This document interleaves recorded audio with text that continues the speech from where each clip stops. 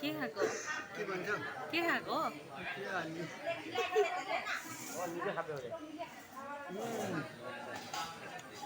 अलि खाने कुरा सम्झिए तँलाई के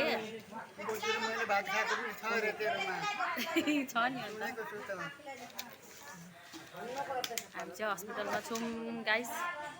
दाजु बिमारी भएर यता छ मेरो दादा चिया खाँदैछ बाजेले चाहिँ यहाँ अक्सिजन खोली खोली चिया खाँदैछौ भयो छिटो गएर आउनु नि फेरि त्यहाँ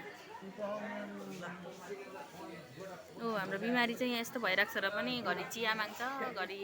ओ खैनी खाए खैनी के भन्छ हो अनि सुपारी माग्छ बिमारी बेसी बोलेको किन बोलेको चुप्प लागेर सुत्नु त बेसी बोल्नु हुँदैन अक्सिजन दिइ नै रहेछ अहिलेसम्ममा 4-5 पल्ट जस्तो भइसक्यो होला यहाँनिर एडमिट भएको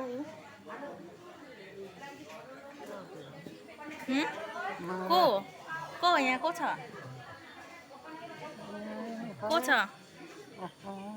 को छ यताबाट पक्रिनु न यताबाट मै हो अरे नारीले मलाई यहाँ के माग्दैछ के खाने रे के खाने रे अहिले के मागेको बिमारी यस्तो छ बिमारी यस्तो चाहिँ सुपारी माग्दैछ मलाई के भन्नु अब नदिनु नि मन लाग्छ अब अलिकति दिनै पर्यो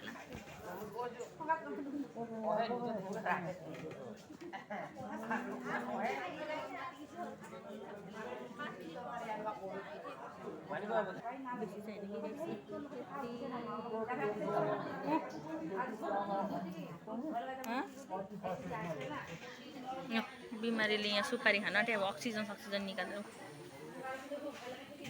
यस्तो छ मलाई देख्यो भने चाहिँ मलाई मार्छ है मार्छ लु भयो लु यस्तो छ बिमारी चाहिँ बोल्नु चाहिँ सकेको छैन अवस्था चाहिँ यो खालके छ सुपारी चाहिँ खान्छु भन्छ हो के भन्नु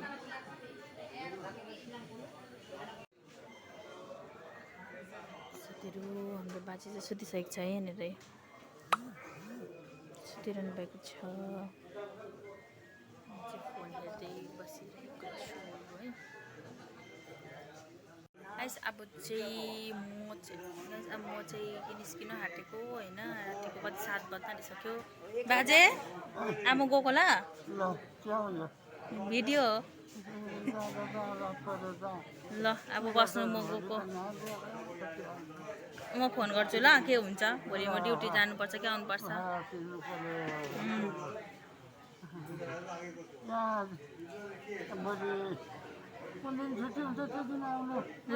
ल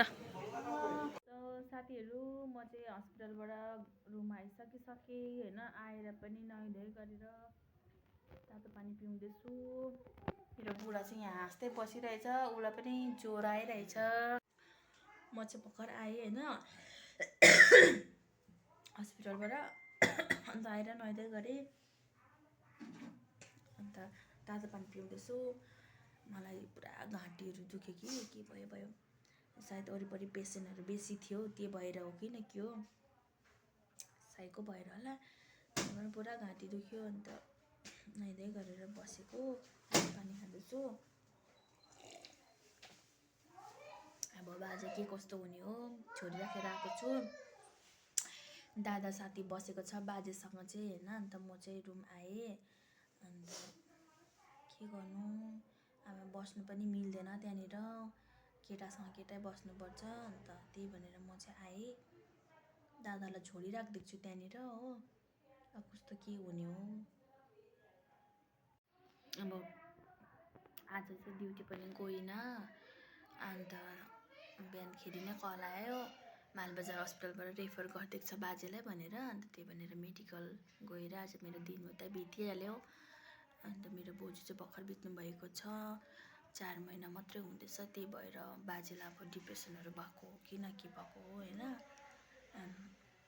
डक्टरले अब के भन्छ म चाहिँ अब रुम आएँ